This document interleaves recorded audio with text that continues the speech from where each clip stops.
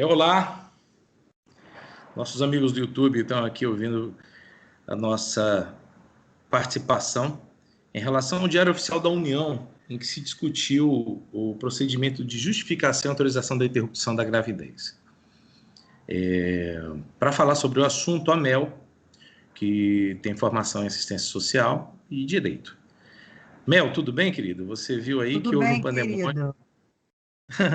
Houve um pandemônio muito grande aí em relação a essa portaria e muita gente criticou e a gente viu que as críticas foram absolutamente infundadas e eu queria que você mostrasse isso para a gente.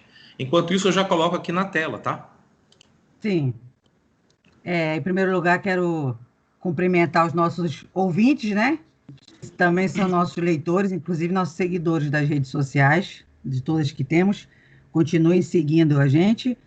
E dizer que, em primeiro lugar, né, realmente nós fomos surpreendidos com esse ataque, né? E essa área de infância, família, é uma área que me interessa muito, sou muito atuante no que concerne todas essas discussões, né? E me vi surpreendida com críticas assim, inclusive ao passo de dizer que foi liberado o aborto no Brasil, né? Corri para pegar a portaria e, queridos, infelizmente eu chego a dizer que estou alarmada pela, não tem outra palavra, pela má fé dos críticos à portaria, né? A portaria é muito clara, né? Eu fiz algumas observações aqui, só para que vocês tenham uma ideia. A portaria ela já se inicia dizendo que o Ministério da Saúde ele vem para disciplinar as medidas nos casos previstos em lei, né? Então, ele não vai de maneira nenhuma abrir precedentes ou flexibilizar ou desobrigar a qualquer coisa, né? O que se discute é que eu acho que o público ele não tem acesso, né? É que essa questão de estupro e aborto é uma questão muitíssimo sensível à vítima, né? Eu trabalhei em um IML por um tempo e, sem dúvida nenhuma, é um caso em que toda a equipe fica muito sensibilizada com o tratamento que antes ainda era pior, né? Então, rapidamente, eu quero dizer assim, a vítima chega, o primeiro local geralmente é na polícia, né? E a polícia, ela encaminha ao IML, né? No IML, ali sim, ela sofre mais uma violência sentimental, né? E eu fiquei extremamente feliz ao ler aqui na portaria que o ministro da Saúde ele deixa claro que o Código Brasileiro ele estabelece o requisito para um aborto que seja um aborto humanitário e sentimental. Nós não podemos não levar em consideração isso, queridos, em que pese nós termos aqui no Vida Destra uma política contra o aborto. Nós somos pró-vida, né? Mas só que, infelizmente, coisas ruins acontecem, né? Mas que, muito bem colocado aqui na portaria, ele fala, inclusive ele cita o artigo 128 do Código Penal, e que ele fala que o procedimento há de ser feito de forma humanitária e sentimental com o consentimento da gestante, né? Da mulher vítima. Então, voltando, quando ela chega ao IML, essa mulher ela tem que relatar em detalhes, amigos. E quando eu digo detalhes, são detalhes, né? Porque os procedimentos médicos eles têm que ser feitos, né? Ali, quando ela fala imediato, quando ela é estuprada e ela vai imediatamente ao IML, aquele momento pode ser o que vai separar prender e fazer justiça, legal. Você fala das evidências? Tentando lembrar, colher das evidências. Materiais do crime de estupro, né? As evidências e materiais do crime de estupro. As evidências e materiais do crime de estupro. Perfeito. Confidencialidade, né? Óbvio que nós temos que nos reportar a este absurdo que aconteceu midiático ao caso da criança de 10 anos de Minas Gerais, né? Ele teve também esse cuidado, a portaria deixa claro, e aqui, mais uma vez, o ministro ele reporta os casos previstos em lei, né? O que muito se falou foi que um determinado deputado de São Paulo, ele fala que ele desobrigou ao notificação da polícia. Amados, isso é um erro terrível, né? Tanto prova que, se vocês tiverem portarias em mão, talvez a equipe do Vida Destra vá colocar essa portaria para que vocês possam baixar e dar uma lida.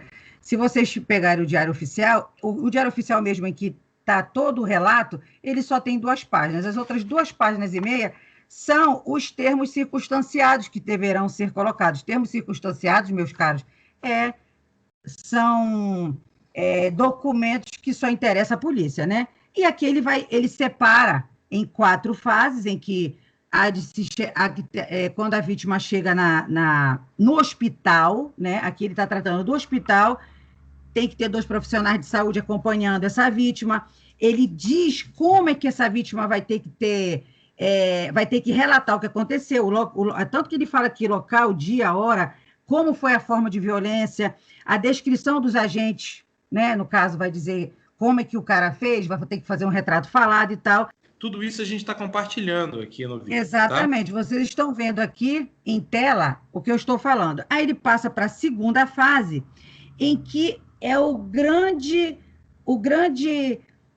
mudança que talvez os críticos não entenderam. O que ele está dizendo aqui, que há de ser feito uma intervenção do médico responsável, que ele vai emitir um parecer, né? Ocorre que ele deixa muito claro que a equipe multiprofissional vai ter que acostar a essa avaliação os outros documentos. O que seriam os outros documentos? É a avaliação da psicóloga, assistente social que vai estar de plantão, e, de repente, o anestesista, né? Uma enfermeira-chefe que esteja lá. Ele tirou das costas do médico a responsabilidade única de fazer isso, né? Porque, queridos, ele fala que a intenção também é dar para o médico uma segurança jurídica efetiva, evitando, assim, o que se alardeou de feministas, né, tentarem usar isso para fazer abortos à torta e à direita, e não foi o caso, não será o caso. Pois não, de ver? Não, você tem toda a razão, as pessoas têm que entender como é a realidade hoje, tá? Antes tinha todo esse procedimento, o médico, ele ficava muito vulnerável nessa situação, tá? Que era uma decisão só dele, né? Continua sendo, mas agora ele conta com a equipe toda. Todo mundo está sabendo, todo mundo está de acordo, né? E aí pode fazer o procedimento com lei, né? E aí voltamos a dizer, nós somos pró-vida, tá? A gente está falando aqui uma interpretação da lei. O que, ao meu ver, o general Pazuello fez foi regulamentar algo que já estava previsto, né? Essa questão do aborto humanitário ou sentimental, né?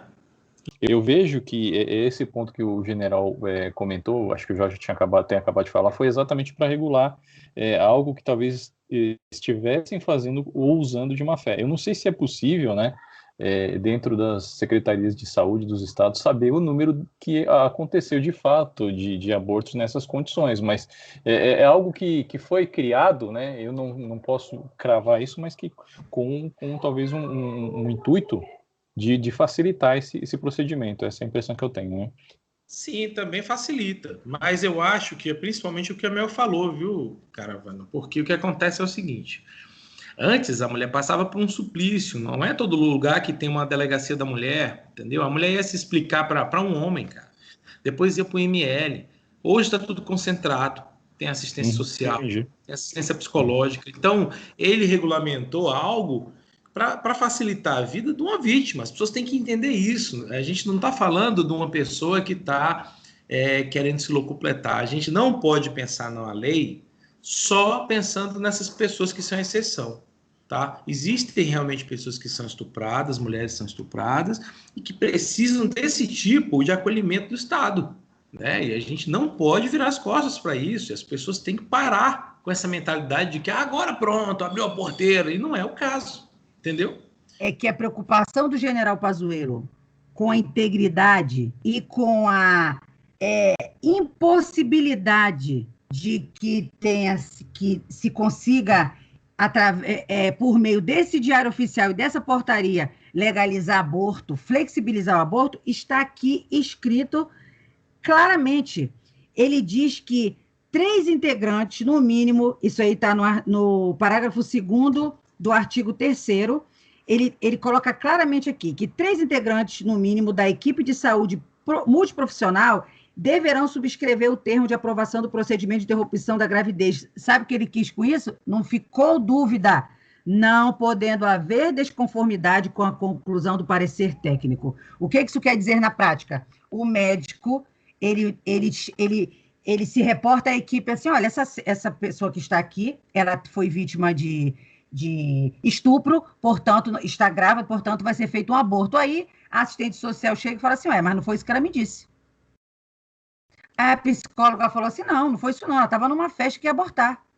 Então, fica mais difícil de, dentro de uma equipe, você forjar, porque você vai precisar de, no mínimo, 3 pessoas que concordem com isso. E eu vou dizer para vocês, pela prática que eu tenho, não vão conseguir. Não vão conseguir. Se não for um estupro, realmente não vão conseguir. Exatamente. Tanto que ele deixa claro que não pode haver desconformidade. Queridos, quando ele diz que não pode haver desconformidade, ele está dizendo, tipo assim, para que haja um documento que não há verdade, vai ter que haver conluio entre a equipe multiprofissional. Queridos, exatamente. Um médico, um assistente social e um psicólogo comprometido, ele não vai fazer isso. Ele está colocando a carreira dele em jogo. E são classes até diferentes, né? Você vê que tem um médico psicólogo, não tem como dizer nunca. Não tem como eles... Não dá para partir do princípio que todos vão ter a mesma mentalidade e todos vão acatar. Porque o médico mesmo vai dizer, não, alto lá, você está falando que foi estupro, mas aí quem vai fazer isso sou eu aqui. E como é hoje? Hoje então, pelo que você está falando, antes da portaria do ministro, deixava aberta essa possibilidade de, digamos, fazer um aborto não devido, é isso? Não. O que eu quero dizer é o seguinte, que essa portaria, ela vem regulamentar de forma clara e cristalina como as coisas têm que ser, tá?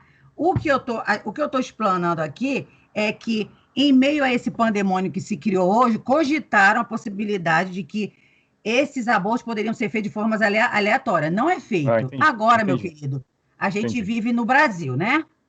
Na verdade, hoje é feito. No meu tempo, em que eu trabalhei no IML, eu nunca ouvi casos disso. Nunca ouvi, tá?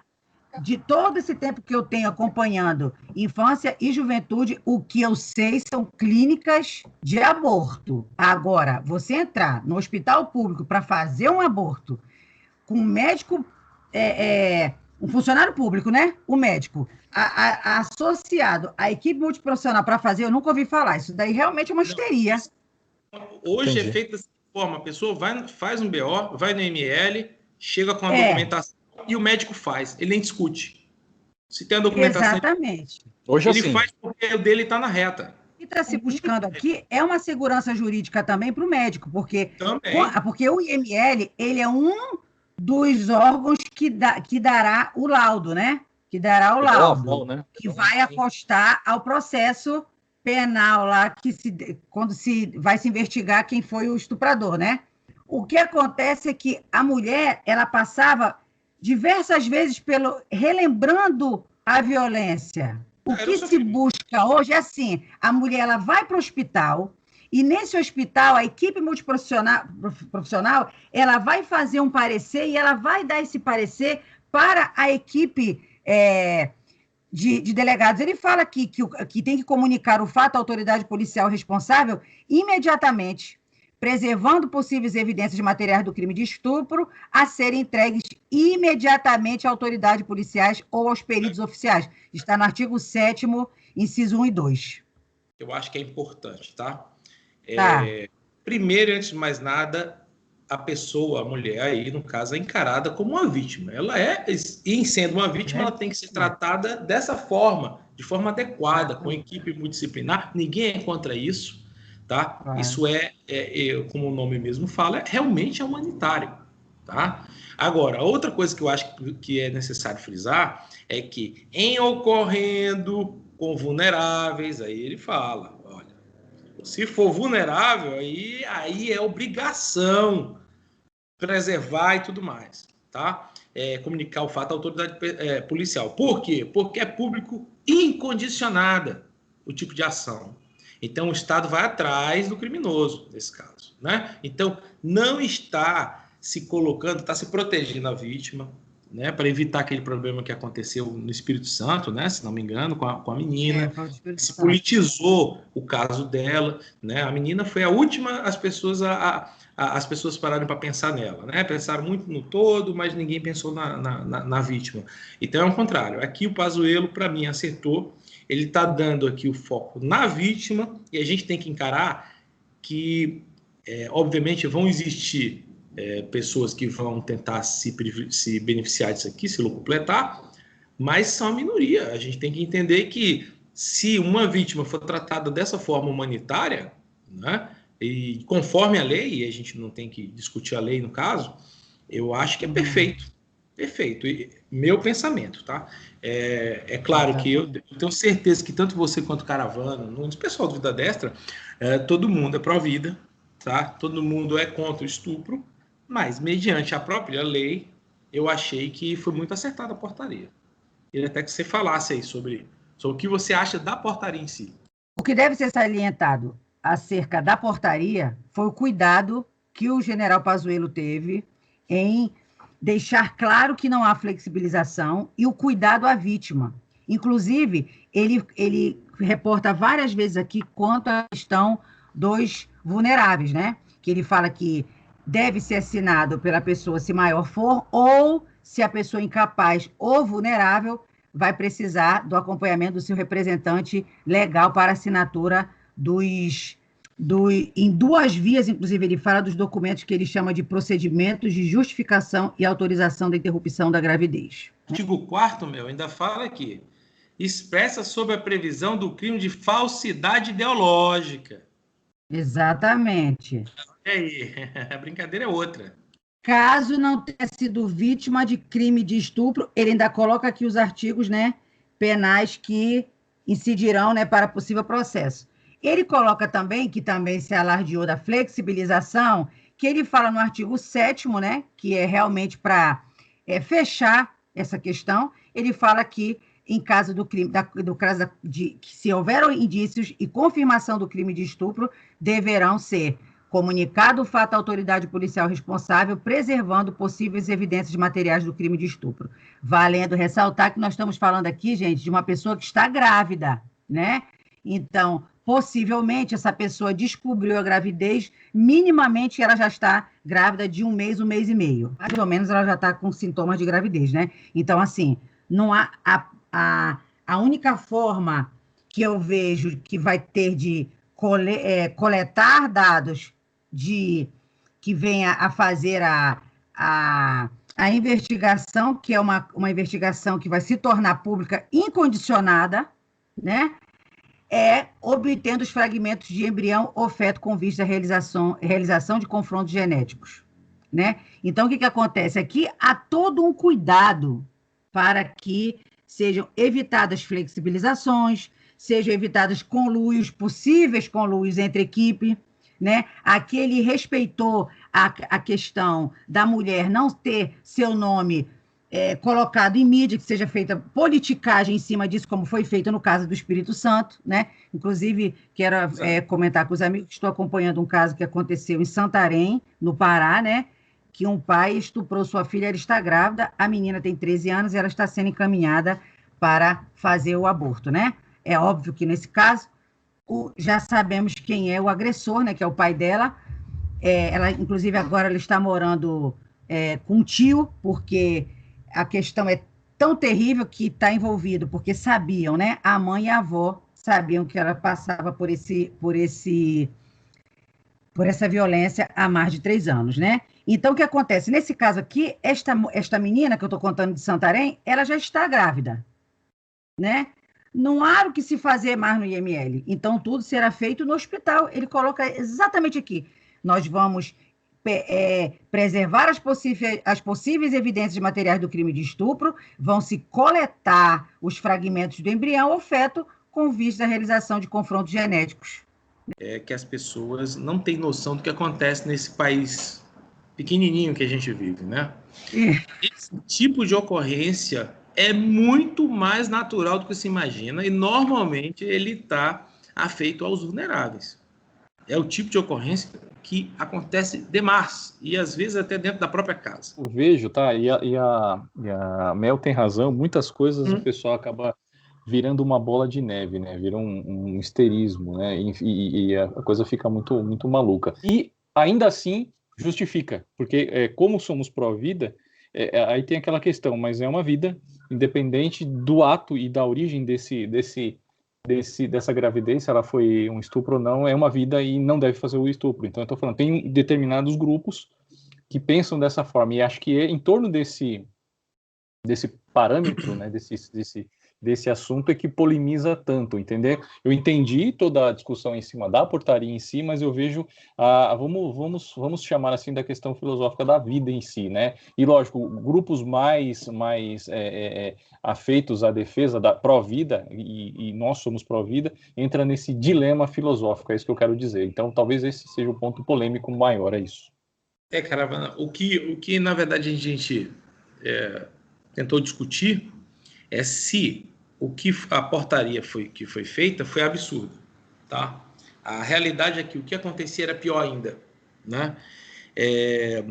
A gente poderia discutir muito isso, né? Isso não é algo que até dentro da direita isso daqui não é unânime, tá? Tem pessoas que são Exato, contra o Jorge. aborto, mas Exato, esse é o entendem. ponto. Isso.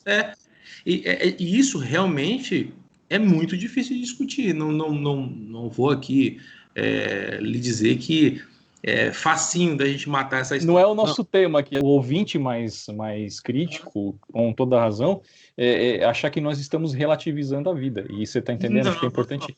Nossa discussão não é essa aqui, isso é que é importante. Eu acho que você tocou num ponto muito importante que deveria, até no início nós termos salientado, que aqui não está se buscando a discussão se deve ou não tirar a vida desta vítima, que serão duas, né? Duas vítimas, né? Só que uma vai dar a vida, que é a criança que vai ser abortada, né? Não, aqui, a nossa intenção não foi essa. A intenção foi justamente discutir a portaria em que se muito falou, de forma histérica, né, que a portaria do general Pazuello tinha flexibilizado o aborto e que o aborto ia ser feito à torta e à direita pelo país. Muito bem colocado pelo GV, nós temos que entender o seguinte, o Brasil, ele é imenso, sabe? Existem vários países dentro de um mesmo país, que é o Brasil, né? Então, assim, eu morei muito tempo no norte do país e eu vi coisas ali que eu sou do Rio de Janeiro, né? E eu pensei que aquilo dali não era verdade, né? Eu trabalhei numa ONG e essa ONG era de atendimento e defesa à infância e adolescência, né? Então, queridos, eu sou pró-vida em todas as situações. Eu quero colocar a minha posição diante de tudo que eu já vi, e eu já vivi, e eu já ouvi, porque eu não sou assistente social de gabinete, eu sou assistente social de estar com o público-alvo. Então, eu sou contra o aborto, mesmo em casos de estupro, né? Eu sei que a direita ela é dividida, quanto a esse assunto, então eu dou o meu posicionamento. Quero deixar claro que talvez não seja o posicionamento de 100% dos membros do Vida Destra. Estou falando, como eu sempre digo, eu estou falando no meu CPF, tá? É o meu posicionamento. Por conta, inclusive, de casos que eu ouvi de adolescentes que abortaram e depois se arrependeram, né? E de tantas outras coisas também que eu não me sinto à vontade para falar aqui agora, até porque não é o nosso campo de discussão agora, mas me coloco inteiramente à disposição. É muito fácil, né, a gente olhar para o quintal do outro e discutir, né, a vida do outro, né, e não estar vivendo a situação que, como você falou agora mesmo, é um drama gigantesco nesse Brasil de tantas mazelas, né, então, assim, é fácil você olhar para o quintal do outro, você às vezes vai falar, não, mas você tem que fazer isso ou aquilo. A gente acaba entendendo dessa forma, mas é importante que o assunto ele é muito polêmico e eu acho que essa polêmica que permeia as redes, entendeu? Porque ela parte é binário, né? Vamos imaginar lá, assunto é aborto? Sim. Se aborto, não. Se discutir, não tem se discutir. A gente se debruçou em cima da portaria, como eu disse anteriormente, por conta da histeria que teve hoje, né? Mas, assim, se formos revisar a questão do aborto, nós vamos ter que passar por uma revisão da lei já aprovada, porque já existe abertura para fazer abortos legais, né? Inclusive, o Pazuello coloca aqui, né? Os casos previstos em lei, né? Na verdade, hoje, você sabe, até melhor do que a gente, isso já acontecia, tá? Acontecia de forma até mais largada, descontrolada até. Porque a mulher fazia o BO, ia para o ML, depois ia lá no médico, o médico cumpria e acabou. Então, na verdade, na minha visão, essa portaria ela veio controlar melhor isso. Eu vejo dessa forma. Eu tenho dificuldade de dizer que eu sou absolutamente contra o aborto, porque eu não consigo conceber, como você já viu, crianças de 10, 11 anos sendo responsável por outra vida, sabe? Eu acho isso complicadíssimo. Eu acho que é cada caso um caso. Às vezes a vida da criança que está tendo essa outra criança está em risco. Então eu tenho muita dificuldade de bater o martelo e ser radical nesse aspecto. Tá? Embora me parta o coração e eu encare realmente a criança como uma vítima, né? Uma vida que não tem culpa de nada, é inocente. Mas, diante de tudo que a gente vê hoje no nosso país, é muito difícil a gente bater o martelo e dizer não, todas as vidas importam, né? E, olha, quantas crianças não morreram tentando ter crianças, né? Até um dia desse eu tinha essas estatísticas, porque, como você sabe, eu trabalho advogando para médico, né? Exatamente. Inclusive, eu ia ressaltar isso, né? Que a importância que essa portaria tem para, inclusive, o teu trabalho, né, de defesa de médicos, né? O quanto que isso vem para ajudá-los na sua defesa, né? Porque a gente tem visto que, não sei se vocês acompanharam o caso da moça do Espírito Santo, a gente não sabia qual médico que defenderia. O médico que fez o aborto ou o médico que disse que não ia fazer porque ela não corria risco de vida. De qualquer maneira, os dois médicos foram satanizados, né? Então, assim, o médico que ele se recusou a fazer o aborto, o que ele disse? Eu não vou fazer o aborto porque ela não está correndo risco de vida, o bebê está bem, né? Ela tem uma menina, o bebê está bem, portanto, eu não vou fazer o aborto. O médico que resolveu fazer o aborto foi colocado, foi crucificado porque ele entendeu que ele iria fazer porque era um caso previsto em lei e era porque ela foi estuprada, né? Eu acho que é um tema salutar, eu acho que é um tema que tem que ser colocado, nós temos que ter essa diversidade de ideias, eu acho que o GV, ele vem com essa questão da experiência que ele tem em defesa de médicos, vai agregar muito. Eu posso trazer também a minha experiência e quero dizer que eu digo para vocês com o meu coração partido em dizer que em todas as circunstâncias eu sou a favor que obviamente, né, queridos, preservando a vida da mãe, né? Que fique claro isso, em que se preserve a vida da mãe, que essa criança venha e que ela seja dada a adoção. Eu quero dizer para vocês que não é fácil, mas eu quero dizer que é possível. Eu quero dizer que com uma equipe multiprofissional, com uma assistente social e uma psicóloga bem capacitada, sensibilizada, a gente consegue levar essa gravidez à frente com essa... Não, e nem nenhuma maneira tentando fazer com que uma criança tome conta de outra criança, tá? Inclusive, tomo licença aqui, né? Sou cristã, dizer que a própria Bíblia fala que um cego não pode puxar outro, né? Mas eu quero dizer que existem muitos pais, muitas famílias cadastradas que receberiam essa criança, né? De bom grado, mesmo que essa criança tenha sido fruto de estupro, tá? Eu gostaria só de salientar uma coisa que eu ouvi também falar acerca da ultrassonografia. Eu quero dizer para vocês que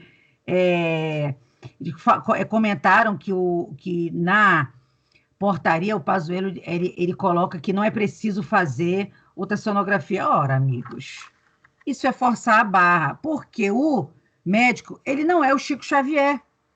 com respeito aos amigos espíritas. Não teria como ele fazer um aborto sem fazer uma ultrassonografia. As pessoas acham, desculpe dizer, né?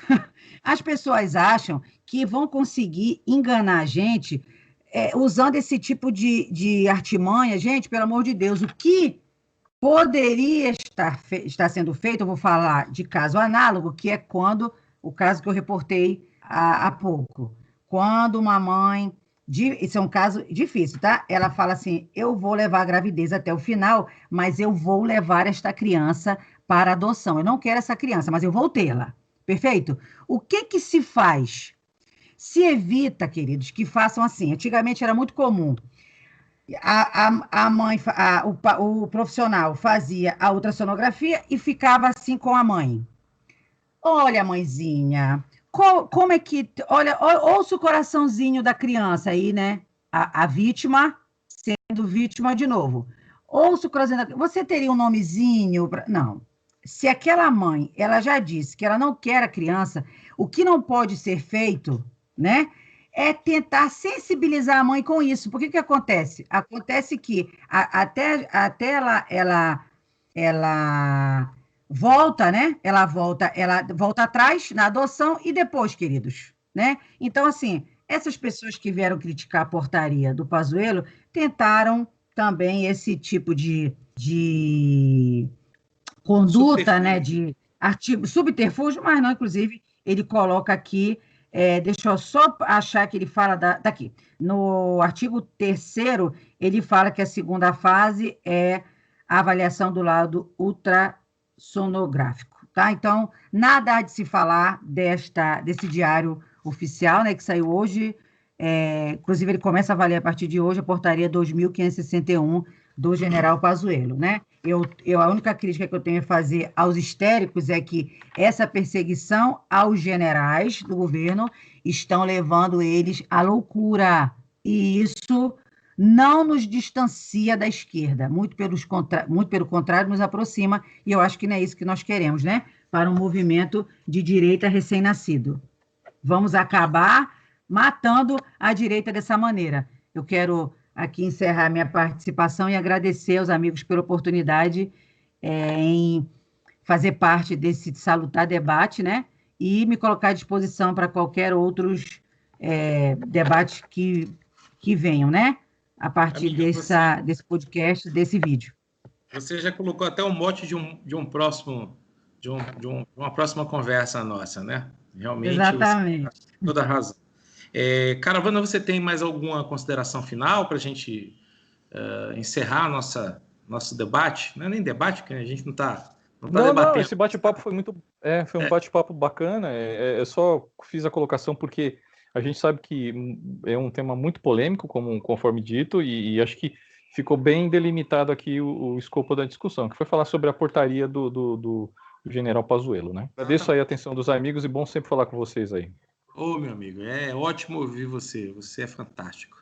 Então a gente encerra aqui, eu agradeço a Mel, agradeço ao Caravana, ao Nunes também, e aos nossos telespectadores, né, já que vai para o YouTube, e mando um abraço para todo mundo, e vamos ter a cabeça no lugar, né? Muita gente aí é especialista de TikTok, como diz nosso amigo Clinson. Né? Exatamente, bem lembrado. Deixa de ver a lei, para ter a sua opinião abalizada em críticas absolutamente infundadas e que tem alguma coisa por trás, né? Que aí é o tema do nosso próximo debate. Um abraço, exatamente, pessoal. Um abraço a todos, fiquem com Deus. Até a próxima. Um abraço, até a próxima. Tchau, tchau.